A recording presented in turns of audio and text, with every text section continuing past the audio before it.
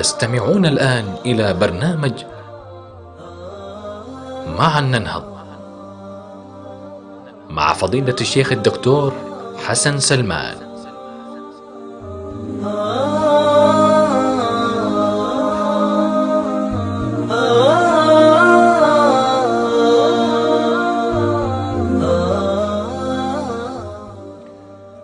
بسم الله الرحمن الرحيم. الحمد لله رب العالمين، والصلاة والسلام على رسول الله الأمين وعلى آله وصحبه أجمعين. أما بعد، المستمعون الكرام، السلام عليكم ورحمة الله وبركاته.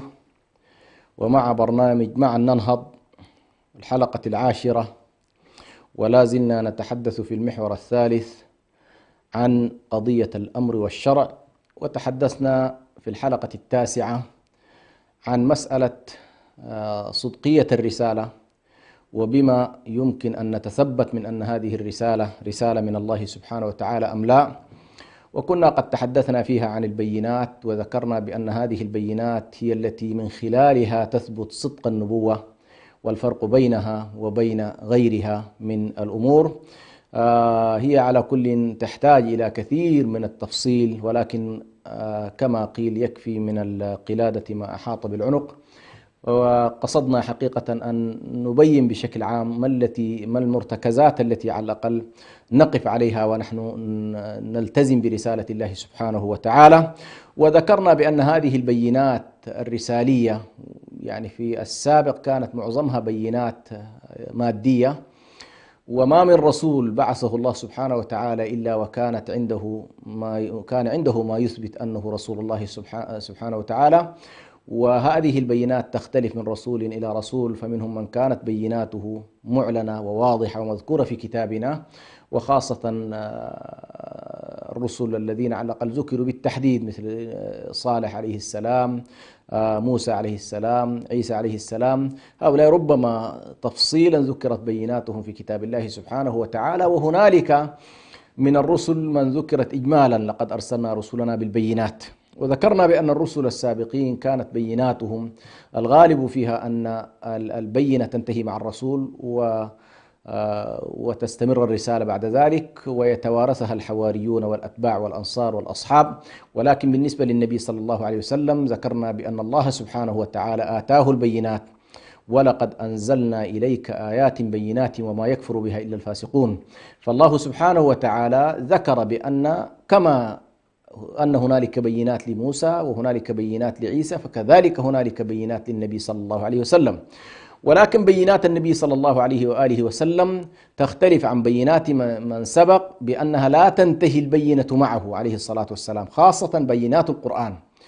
نعم، هنالك بينات شهدها الصحابة، عاصروها، رأوها، مثل تقاطر الماء من أصابع النبي صلى الله عليه وسلم، تكثيره للطعام، إلى غير ذلك من القضايا التي رآها الصحابة رضوان الله عليهم، وعلموا أن ذلك ما كان ليصدر إلا أن يكون هذا الشخص رسول من الله سبحانه وتعالى. ولكن هذه البينات التي عاصرها الصحابة ونقلت إلينا نعم تعد ضمن بينات النبي صلى الله عليه وسلم، ويدونها العلماء عموما في هذا الاتجاه.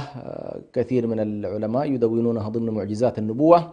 ولكن المعجزات الخالدة الباقية المستمرة هي المتضمنة في كتاب الله سبحانه وتعالى، والتي تتكشف بما يسمى عندنا في التأويل، يسمى بالتأويل، يعني يتم على الأقل تكشفها وظهورها شيئا فشيئا مع الزمن. سنريهم آياتنا في الآفاق وفي أنفسهم حتى يتبين لهم أنه الحق.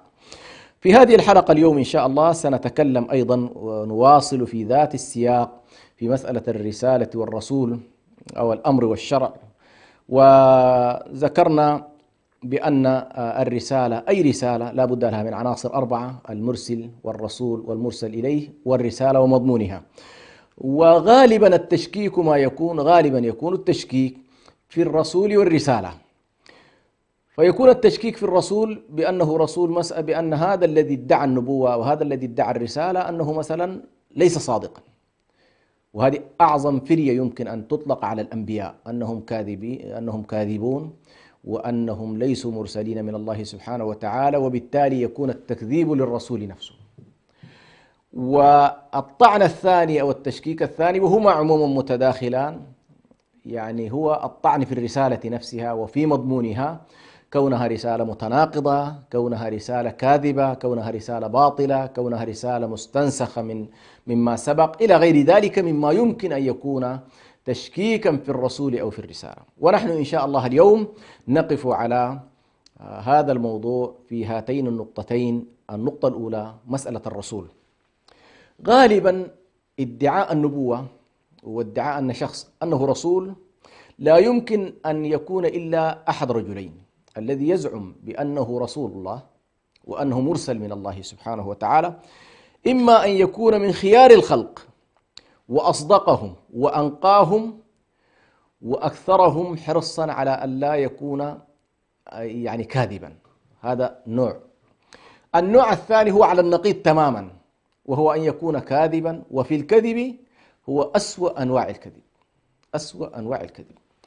وطبعا لأن الكذب عموما مذموم عند العقلاء ومذموم عند البشر الأسوياء، والفطرة تأباه، ما كان لرسول أبدا أن يكون كاذبا، وما كان لمدعي النبوة من غير الرسل أبدا أن يكونوا صادقين.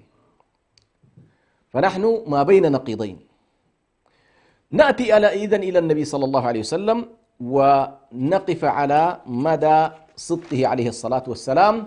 وهذا بطبيعة الحال القوم الذين بعث فيهم النبي صلى الله عليه وسلم هم أعرف الناس وأعلمهم بواقع النبي صلى الله عليه وسلم وصدقه وتحريه للصدق، أم أنه كان في حياته ما قبل النبوة كاذبا. لأن النبوة أهم صفة فيها هو الصدق، لأن الإنسان ينقل عن الله سبحانه وتعالى. ولذلك الذي يكذب على الله هو من حيث الذنب والافتراء هو أعظم من الإشراك بالله، أعظم من الإشراك بالله سبحانه وتعالى. ولذلك لما رتبت بعض الآيات الآثام والذنوب جعلت وأن تقولوا على الله ما لا تعلمون فوق الإشراك بالله سبحانه وتعالى، وأن تشركوا بالله ما لم ينزل به سلطانا، وأن تقولوا على الله ما لا تعلمون. الآية بدأت من الأقل إلى الأكثر. فالقول على الله سبحانه وتعالى هو أعظم من الإشراك بالله، أعظم من الإشراك بالله. وبالتالي النبي لا بد أن يكون صادقا. أي شخص يعني مرسل من الله لا يحتمل، إن طعن في مصداقيته وإن طعن في صدقه فإنه هذا مطعن في الرسالة مباشرة. نأتي إلى النبي صلى الله عليه وسلم، كيف كان حاله قبل بعثة النبي صلى الله عليه قبل بعثته عليه الصلاة والسلام. هذا نلاحظه أن النبي صلى الله عليه وسلم كان المشهور والمتواتر عند قريش أنه كان يسمى الصادق الأمين. ما قبل البعثة كان الناس يأتمنونه على أموالهم ويضعون عنده أماناتهم، وكانوا إذا قال النبي صلى الله عليه وسلم قولا ما كان يتطرق إليهم أبدا شك أن ما يقوله النبي صلى الله عليه وسلم هو صدق، أي ما يقوله محمد قبل الرسالة، ما كان يقوله محمد عندهم هو عين الصدق. ولذلك لما جاءته الرسالة والنبي صلى الله عليه وسلم مطمئن تماما أنه بالنسبة لقومه ليس محل شك، فصعد النبي صلى الله عليه وسلم على الصفا ونادى قومه: يا معشر قريش، يا معشر قريش، هلموا إلي، هلموا إلي. ثم قال: يا معشر قريش، أرأيتم إن قلت لكم أن من وراء هذا الجبل جيشا يريد أن يغزوكم أكنتم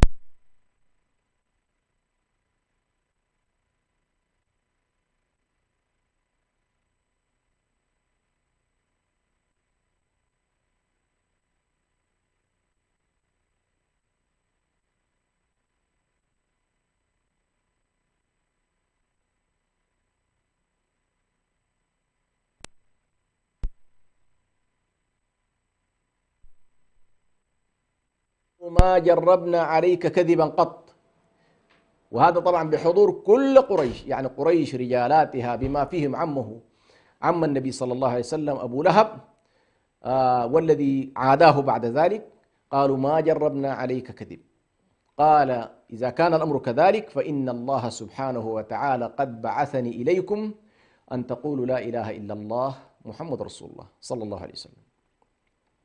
فما كان من عمه بقية الناس كلهم تقريبا لأول مرة يصدموا طبعا قضية النبوة والرسالة والقضية بالنسبة لهم صادمة. هم أمام شخصية صادقة، شخصية أمينة. من كان يخشى أن يكذب على الناس فمحال أن يكذب على الله. هذه بما يسمى عند المناطق بقياس الأولى. من لا يكذب على الناس لا يكذب على الله. من لا يكذب على بسطاء الناس لا يكذب على وجهائهم. هذه قضايا على كل من المسلمات عند العقلاء. فقال النبي صلى الله عليه وسلم انتزع هذه المسألة، ولكن ما كان من عم النبي صلى الله عليه وسلم، لم يجد شيء لا يمكن أن يقول له أنت كذاب، أنه إن قال ذلك فقريش كلها تعرف أن النبي صلى الله عليه وسلم ليس بكذاب. إن قال أنك أنت تخون الأمانات فالناس يعرفون أن النبي صلى الله عليه وسلم هو أأمنهم. فقال له تبا لك سائر اليوم ألهذا جمعتنا، تبا لك سائر اليوم ألهذا جمعتنا. فأنزل الله سبحانه وتعالى عليه تبت يدا أبي لهب وتب. إذن قضية صدق النبي صلى الله عليه وسلم على الأقل بالنسبة لمن لم يعاصره فإنه مما يعلم بالتواتر. فكما نحن اليوم نتلقى أن حاتم الطائي من أشجع الناس، من أكرم الناس في العرب، وأن عنتر بن الشداد من أشجع الناس في العرب، وأن علي بن أبي طالب من أشجع الناس كذلك، وهذا منقول بالتواتر ولا يتطرق إلى أي واحد منا شك أن حاتم من الكرماء وأن علي من الشجعان وأن عنتر من الشجعان والأبطال. فكذلك يمكن أن نقول بأن صدق النبي صلى الله عليه وسلم هو مما تواتر عند العرب وكانوا يعرفونه عليه الصلاة والسلام، خاصة قريش كانت تعرف أن النبي صلى الله عليه وسلم صادق. إذن هذه أول نقطة مهمة جدا، بمعنى لو أن الذين على الأقل عاصروا النبي صلى الله عليه وسلم طعنوا في صدقه لكان ذلك مدخل لأن يقال بأن هذا عرف من بين أهله والذين خاصموه وقاتلوه. لاحظ أن طيلة قتال قريش للنبي صلى الله عليه وسلم ما استطاعوا أبدا أن يقولوا عنه أنه كاذب وهم يعرفون. ولهذا هرقل لما سأل أبو سفيان أثناء أسئلته حاول أن يستوثق من صدقه ومن أمانته ويستوثق من نسبه إلى غير ذلك من الأمور التي على الأقل كانت في ذلك الوقت مهمة جدا بالنسبة لهرقل. هنا نلاحظ أن النبي صلى الله عليه وسلم لا يتطرق الشك في صدقه عليه الصلاة والسلام، وهذه النقطة الأولى. النقطة الثانية مسألة العقل. لا يمكن أيضا أن يتحمل رسالة من كان سفيها أو معتوها أو مجنونا، فلا بد من يتحمل الرسالة أن يكون عاقلا راشدا له يعني الصفات على الأقل العقلية الكاملة التي يتحمل بها رسالة الله سبحانه وتعالى. وكان النبي عليه الصلاة والسلام على أتم الكمال في العقل وأتم الكمال في الرشد عليه الصلاة والسلام. لقد عرفته قريش منذ بداية بواكير عمره، فلم تعرفه عليه الصلاة والسلام سفيها، ولم تعرفه غشاشا، ولم تعرفه كذابا، ولم تعرفه يعني يتدنى إلى سفاسف الأمور، ولكن عرفته بكمال العقل وكمال الرشد. هذا أيضا مما لا يمكن لقريش أيضا أن تنفع عنه هذا الأمر، بل كان ذلك متواترا. ولكن سنأتي في مرحلة لاحقة كيف أنهم حاولوا أن يتنكروا لذلك ليصفوا النبي صلى الله عليه وسلم بأوصاف أخرى. النقطة الثالثة هي مسألة الأخلاق الحميدة ومكارمها والبعد عن سفساف الأخلاق أو سفاسف الأخلاق وخوارم المروءة. فالنبي صلى الله عليه وسلم كان أحسن الناس خلقا، ولذلك نلاحظ هذه المسألة لما جاء النبي صلى الله عليه وسلم إلى خديجة رضي الله عنها يخبرها بأنه يعني جاءه جبريل أو جاءه شيء وأخبر خديجة بما رأى وهو في الغار، فقالت له عبارات كانت تعبر عن معرفة خديجة باعتبارها زوج للنبي صلى الله عليه وسلم، تعرفه تماما. كلا والله لا يخزيك الله. أول شيء قالت له إنك لتصدق القول أو تصدق الحديث. هذه أهم قضية، إنك لتصدق الحديث وتقرئ الضيف وتعين على النوائب الحق. فذكرت له من الصفات ومكارم الأخلاق ما كان النبي صلى الله عليه وسلم متصف بها، وكانت قيم فاضلة في المجتمع، وهي إعانة الملهوف وإكرام الضيف وصدق القول والأمانة وعدم الغدر إلى غير ذلك مما كان على الأقل يعد مكارم الأخلاق. فالنبي صلى الله عليه وسلم اتصف بالصدق واتصف بالعقل والرشد واتصف بمكارم الأخلاق والبعد كل البعد عن خوارم المروءة. وبالتالي ما كان هنالك من مطعن في النبي صلى الله عليه وسلم يمكن أن يلاحظه الناس. ولم يكن يشرب الخمر كما كانوا يشربون، ولا كان يلعب الميسر كما كانوا يلعبون، ولا كان النبي صلى الله عليه وسلم يتعاطى القمار، ولا كان يظلم الناس، ولا كان ينحاز إلى المستكبرين إلى غير ذلك مما هو على الأقل تنفر منه النفوس السوية بغض النظر عن الشريعة. إذن هذه الجزئية الأولى، وهو صدق النبي صلى الله عليه وسلم ورشده عليه الصلاة والسلام ومروءته صلى الله عليه وسلم، وأنه كان في تمام الأخلاق قبل مجيء الرسالة، وكان ذلك من حفظ الله سبحانه وتعالى، لأن الله عز وجل عندما يهيئ الرسل يصنعون على عينه سبحانه وتعالى. ولما لم يكن هنالك من سبيل للطعن على رسول الله صلى الله عليه وسلم من باب الصدق والأمانة والرشد ومكارم الأخلاق، فإنهم لجأوا بعد ذلك إلى الأساليب الملتوية والأساليب التي تخرج عن المنطق والموضوعية، وتلجأ إلى منطق الخصومة والعداء الذي لا يراعي فيه الإنسان مكارم الأخلاق، ولا يراعي فيه الإنصاف، ولا يراعي فيه الموضوعية. فحاولوا أن يصفوا النبي صلى الله عليه وسلم بأنه شاعر، بأن هذا القضايا التي أتى بها النبي صلى الله عليه وسلم هذا نمط من أنماط الشعر وقول من الشعر. ثم ذهبوا إلى أن يقولوا بأن ذلك مما هو أضغاث الأحلام، أي ما يراه الإنسان في منامه، يتراءى إلى الإنسان شيء في المنام ثم يحاول أن يخبر به الناس. فحاولوا على كل، الله سبحانه وتعالى دول لنا ذلك بقوله: بل قالوا أضغاث أحلام بل هو شاعر، ووصفوه بالجنون والسحر والكهانة، وكونه معلم من طرف آخر، قالوا معلم مجنون، يعني تناقض طبعا، معلم مجنون بمعنى هنالك طرف يعلمه وهو مجنون. طيب هل لمجنون أن يتعلم ويتلقى التعليم وهو في كامل وعيه؟ يعني هذا النوع من التعليم طبعا، هذا النوع من تعليم القرآن الكريم وما فيه من علوم يحتاج إلى رجل راشد عاقل بالغ سوي حتى يتلقى ما يقول. لكن حالة الاضطراب النفسي التي عاشتها قريش وهو يكافحها عليه الصلاة والسلام ويجاهدها بالقرآن الكريم، قالوا معلم مجنون، إلى غير ذلك مما وصفوا به النبي صلى الله عليه وآله وسلم. ولهذا الله سبحانه وتعالى يقول: ويقولون أئنا لتاركو آلهتنا لشاعر مجنون. كذلك ما أتى الذين من قبلهم من رسول إلا قالوا ساحر أو مجنون. وكذلك ذهبوا إلى القول بأن النبي صلى الله عليه وسلم يتلقى ذلك إملاء، وأن ذلك أيضا نوع من أنواع الدراسة، يتلقاه درسا ويتلقاه كتابة. يقول الله سبحانه وتعالى: وكذلك نصرف الآيات وليقولوا درست، أي أنك أنت تدرس هذه القضايا مع طرف من الأطراف. وقالوا أساطير الأولين اكتتبها فهي تملى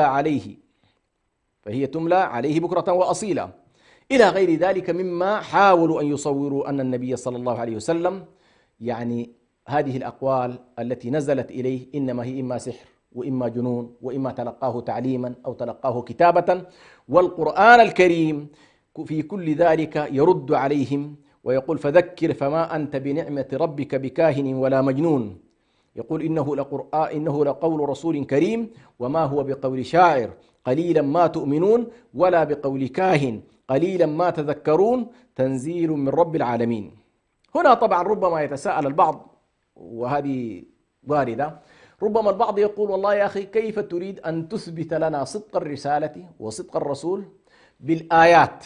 يعني كيف تجعل من الآيات القرآنية دليلا على صدق النبي صلى الله عليه وسلم؟ أنا هنا حقيقة بالنسبة لغير المسلمين، طبعا بالنسبة لغير المسلمين نستشهد بالإيرادات العقلية الواردة في القرآن، فلا يمكن الإيرادات العقلية يعني قضايا النبوة وقضايا الرسالة والرد على شبهات المخالفين، القرآن الكريم يرد عليها ردا منطقيا عقليا، مثل ما هنالك أيضا الآيات التي كانت تتحدث عن وجود الله سبحانه وتعالى، هي آيات قرآنية ولكن المنطق في داخلها ومضمونها مضمونا عقليا، يعني لا تستند إلى بعد إيماني فقط، ولكنها تستند إلى بعدا علميا عقليا موضوعيا. وبالتالي حتى تكون الصورة واضحة فإنك يمكن أنت كمسلم أن تستند إلى الآيات القرآنية في بعدها العقلي. مثلا لما يقول الله سبحانه وتعالى: أم خلقوا من غير شيء أم هم الخالقون أم خلقوا السماوات والأرض، هذه آية قرآنية، ولكن المنطق الذي تتعامل به هو منطق عقلي.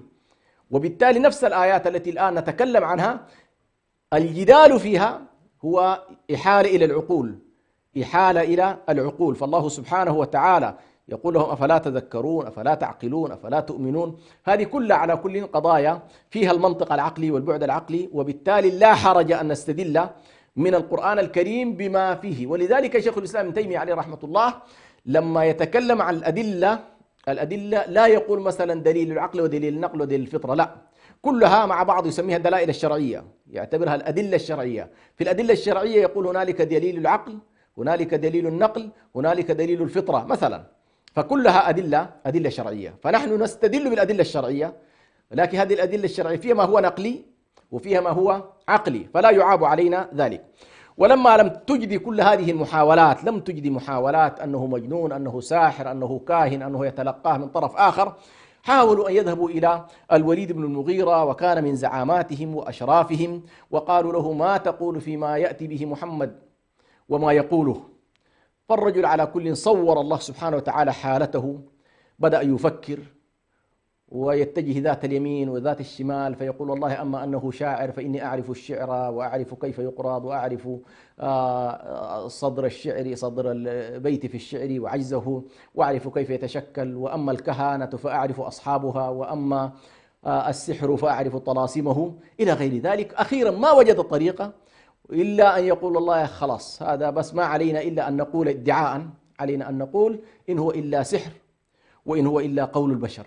والله سبحانه وتعالى دون لنا هذه الحالة في قوله تبارك وتعالى في سورة المدثر: إنه فكر وقدر فقتل كيف قدر ثم قتل كيف قدر ثم نظر ثم عبس وبسر ثم أدبر واستكبر فقال إن هذا إلا سحر يؤثر إن هذا إلا قول البشر.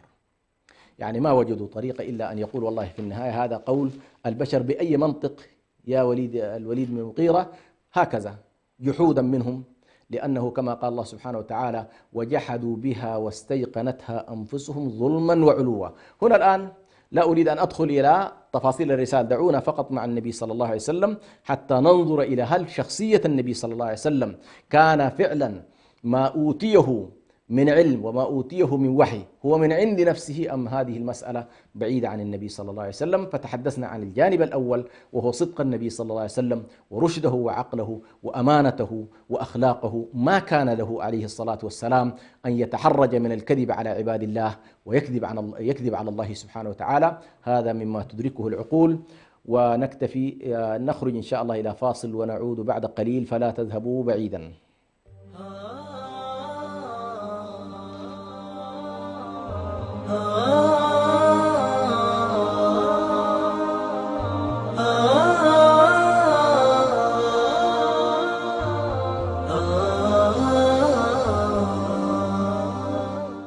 لم يكن الإعلام وليد عصر من العصور أو حضارة من الحضارات، فلا يوجد زمن من الأزمنة قديما أو حديثا إلا واحتل الإعلام مكانة فيه. ومن هنا انطلق راديو سلام مستخدما جميع الوسائل المتاحة على الأقمار الصناعية ومنصات البث على الإنترنت والتطبيقات ليصل إلى جمهوره، ليكون وسيلة إعلامية مسموعة متخصصة في الشأن الإريتري، ويبث باللغتين العربية والتجرينية على مدار الساعة.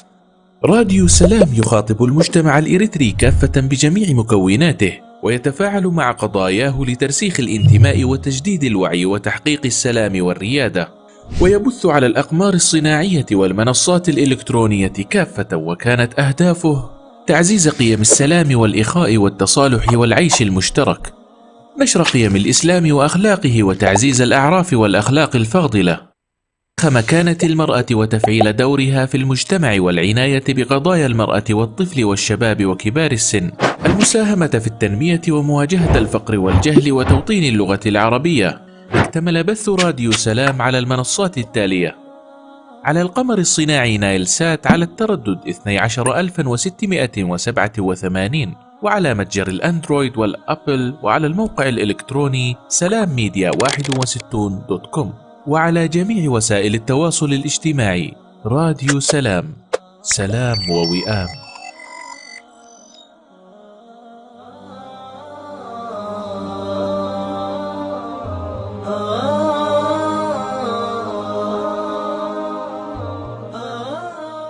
تستمعون الآن إلى برنامج معا ننهض مع فضيلة الشيخ الدكتور حسن سلمان.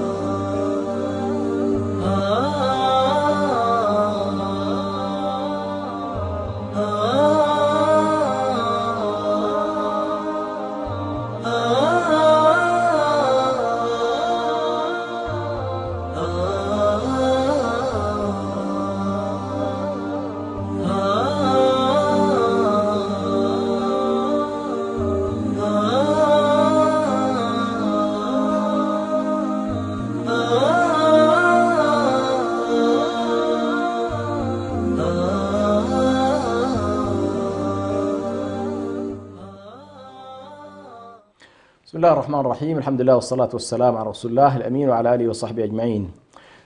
عذرا للمشاهدين على الانقطاع العطل الفني. ونواصل إن شاء الله فيما انقطع من حديث، وكنا نتحدث عن رسول الله صلى الله عليه وسلم باعتباره الرسول المرسل، وهو يشكل ركنا أساسيا في مسألة الرسالة، وأن الرسول إن كان هنالك مطعم في شخصه عليه الصلاة والسلام في صدقه، في أمانته، في أخلاقه، في أنه مثلا كان ممن يريد الدنيا ويسعى إليها، هذه كلها من القضايا التي تطعن في شخصية الرسول. ونحن الآن لا نتكلم عن الرسالة، سنأتي إليها، لكن هذا الذي نقل إلينا الرسالة إن كان فيه طعن فبطبيعة الحال سينال الطعن الرسالة، لأنه لا يمكن أن يكون الكذاب يؤدي بنا إلى الصدق، ولا يمكن للخائن أن يؤدي بنا إلى الأمانة، ولا يمكن لطالب الدنيا أن ينقلنا إلى الآخرة، ولا يمكن للمفسد في الأرض أن ينقلنا إلى صلاح الدنيا والآخرة. كل ذلك من المحالات على كل العقلية. كانوا كذلك. كانت قريش عموما وهي تزعم بأن هنالك من يعلم النبي صلى الله عليه وسلم، وأن النبي صلى الله عليه وسلم يتلقى هذا العلم من السابقين. لم يجدوا شخصا، لأنهم كانوا يدركون أن النبي عليه الصلاة والسلام لم يخرج من قريش ليذهب إلى مواقع على الأقل يأخذ فيها فترة من الزمان ويتلقى العلوم، تلقى المنطق وهذه الأبعاد الفلسفية وقضايا نظريات المعرفة والعقائد والتشريعات والبينات. ما كانوا يدركون تماما أن النبي صلى الله عليه وسلم لم يذهب ليتعلم، بل ظل حياته عليه الصلاة والسلام إما راعيا أجيرا وإما تاجرا أجيرا. يعني النبي صلى الله عليه وسلم ظل يبحث معهم في حياته عليه الصلاة والسلام عن قوت يومه كما كانوا يبحثون عن قوت أيامهم، فتاجر أحيانا وهو أجير، راعى النبي صلى الله عليه وسلم الغنم وهو أجير، فهو يتنقل في حياته البسيطة العادية، ولم يخطر ولم يذهب يوم من الأيام على الأقل خارج قريش ليلتقي بأهل الكتاب وليحتك باليهود، يحتك بالنصارى ويأخذ عنهم الفلسفات والأفكار، أو يأخذ من علوم اليونان وعلوم الفرس، فيقال على الأقل دبج هذا الرجل هذه الرسالة بهذه الطريقة ليخرج لنا بهذه النظرية التي يمكن لو اعتبرناها نظرية فلسفية أرضية لعد رسول الله صلى الله عليه وسلم من أعظم فلاسفة وعباقرة الأرض لو افترضنا أن الأمر كذلك، ولكن الأمر لا علاقة له مطلقا بالأرض، ولكنه محض تنزيل السماء. القرآن الكريم محض تنزيل السماء، ولذلك أرادوا أن يشيروا من طرف خفي إلى أحد الروم كان حدادا، رجل رومي اسمه بلعام، كما يقول ابن عبد الله بن عباس اسمه بلعام. كان هذا الرجل يعمل حدادا في وسط قريش، فأحالوا إلى أن النبي صلى الله عليه وسلم يحتك مع هذا الشخص وتعلم ما لديه من هذا الرومي. الرومي معنى بطبيعة الحال من أهل الكتاب. فالله سبحانه وتعالى أيضا هنا سآتي بآية وانظروا إلى الدليل العقلي فيها، هذا هو المهم. يقول الله سبحانه وتعالى: ولقد نعلم أنهم يقولون إنما يعلمه بشر. إنما يعلمه بشر، هنا أنا لما أقول لك أن الآيات التي تدافع عن النبوة تستند إلى الدلائل العقلية، لأنه من الصعب أن شخص لا يؤمن بآيات الكتاب أن تناقشه بقال الله قال رسوله عليه الصلاة والسلام، لكننا بطبيعة الحال نستقوي بالدلائل العقلية القرآنية، فهي أقوى أنواع الدلائل العقلية. يقول الله سبحانه وتعالى: ولقد نعلم أنهم يقولون إنما يعلمه بشر. يقول الله عز وجل: لسان الذي يلحدون إليه أعجمي. هذا الذي يشيرون إليه بلعام أعجمي، ولا يملك من الفصاحة والبيان والبلاغة ما يجعل النبي يتتلمذ عليه، ويخرج لنا بهذه المنظومة المتكاملة التي أعجزت العرب قاطبة. لسان الذي يلحدون إليه أعجمي وهذا لسان عربي مبين. هذا هو المنطق العقلي الآن. لا يمكن لأعجمي أن يخرج لنا بكتاب في أرقى أنواع التأليف العربي إذا قلنا أنه مؤلف وأنه مؤلف. وقد كان ذلك، هذه العبارات أن النبي أن يقال له مجنون وساحر وكاهن ويعلمه بشر ومعلم مجنون، هذه العبارات كلها كانت تؤذي رسول الله صلى الله عليه وسلم. ولا يتأذى الشخص إلا عندما يكون في قمة الكمال البشري في الصدق والأمانة. يعني الذي يكون كذابا أن يسمع من حوله يقولون عنه كذاب لا يتأذى داخليا، نعم يحاول يتظاهر بأنه هو يتأذى، لكن في حقيقته ما عنده مشكلة أنه يعرف أنه كذاب. إذا قيل أنت في قمة الأمانة، بدلا أن تأخذ يعني من حقوق الناس تعطيهم من حقك حتى لا يقال عنك أنت مثلا كذاب أو خائن، فالنبي صلى الله عليه وسلم كان هذا الأمر يؤذيه جدا. والله عز وجل يقول: قد نعلم إنه ليحزنك الذي يقولون. هذا الكلام الذي يقولونه كذاب وساحر وكذا، نعلم أنه يحزنك ذلك. قد نعلم إنه ليحزنك الذي يقولون فإنهم لا يكذبونك، لاحظ، ولكن الظالمين بآيات الله يجحدون. انظر إلى أنهم الله سبحانه وتعالى من فوق 7 سماوات يشهد على أن النبي صلى الله عليه وسلم يعلمون صدقه وهم لا يكذبون النبي صلى الله عليه وسلم. إذا كانوا لا يكذبون ما المشكلة؟ يجحدون، ولكن الظالمين بآيات الله يجحدون. يقول الله سبحانه وتعالى كذلك: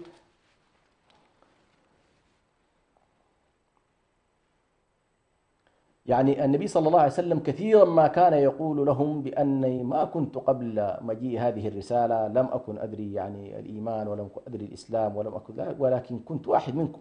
الله يقول عليه: قل لو شاء الله ما تلوته عليكم. يقول الله سبحانه وتعالى: قل لو شاء الله ما تلوته عليكم ولا أدراكم به فقد لبثت فيكم عمرا من قبله أفلا تعقلون أفلا يعقلون. فهنا طبعا يعني لاحظ أيضا هنا دليل عقلي، يقول لهم بأني مكثت فيكم 40 عاما كنت بينكم، لم يتطرق إلي في يوم من الأيام أن خاطبتكم بمثل هذا الخطاب، ولم تكن لي مقدمات هذا الخطاب، كما قال الله سبحانه وتعالى أيضا في آية أخرى: ما كنت تدري ما الإسلام ما الكتاب ولا الإيمان. يعني النبي صلى الله عليه وسلم ما كان يدري عن الكتاب شيئا ولا عن الكتابة شيئا. ما كنت تدري ما الكتاب ولا الإيمان ولكن جعلناه نورا. فالله سبحانه وتعالى أنزل إليه كتاب، ولم يكن النبي صلى الله عليه وسلم قبل هذا الكتاب يملك شيئا من هذه العلوم العظيمة.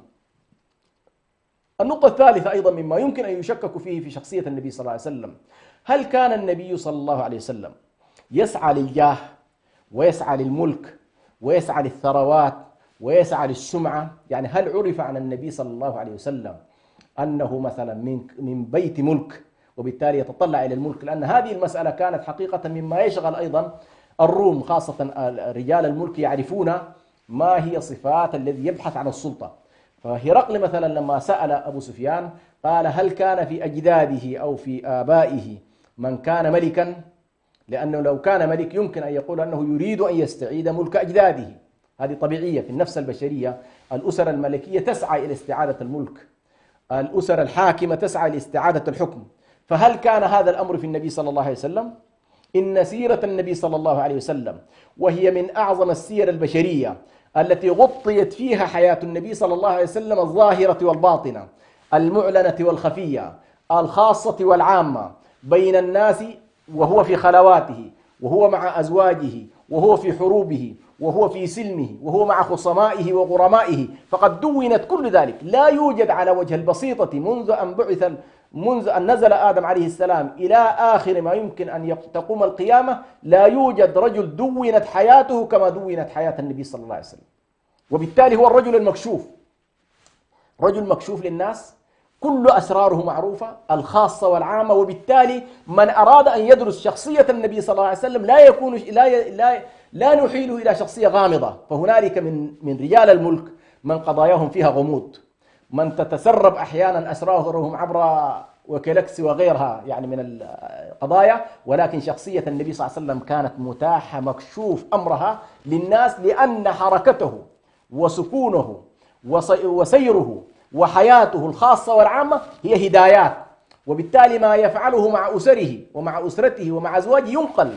النساء النبي ما كانوا يعدون ذلك أسرارا، فالعلاقات الخاصة وغضبه وإشكالاته في بيته مع نساء، كل ذلك كان منقول. نلاحظ أن في سيرة النبي صلى الله عليه وسلم إن المنصفين من دارسي التاريخ كلهم شهدوا على أن أعظم سيرة هي سيرة هذا الرجل العظيم محمد عليه الصلاة والسلام.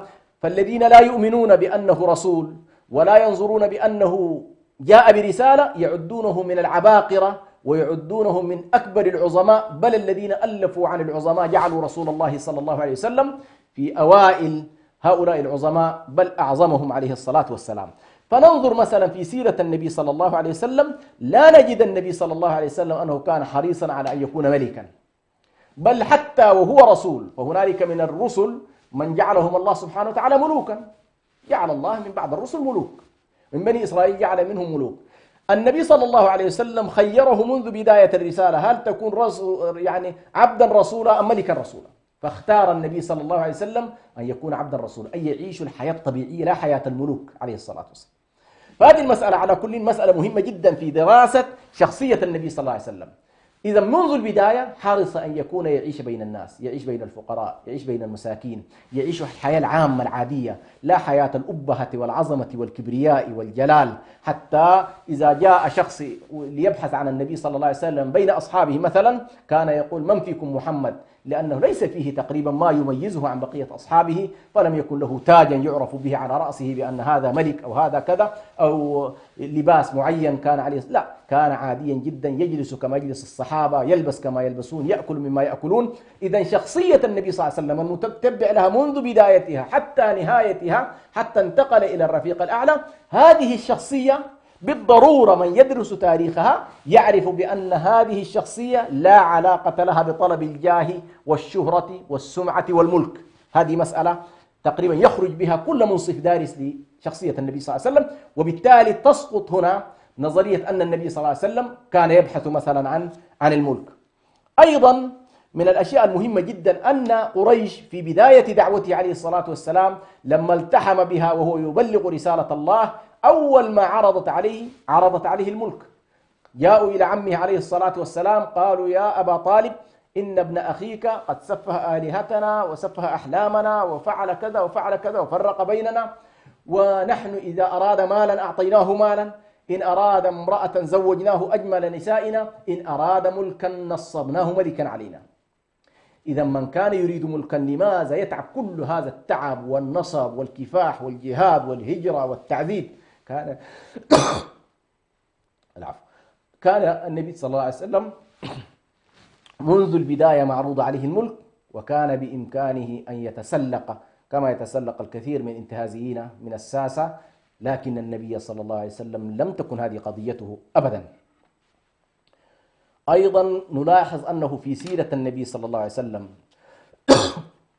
مثلا من يريد الملك يحرص على أن أهله وأقرباءه ومن له صلة قربى بهم دائما يحرص أن يكونوا بعيدين عن مناطق الخطر.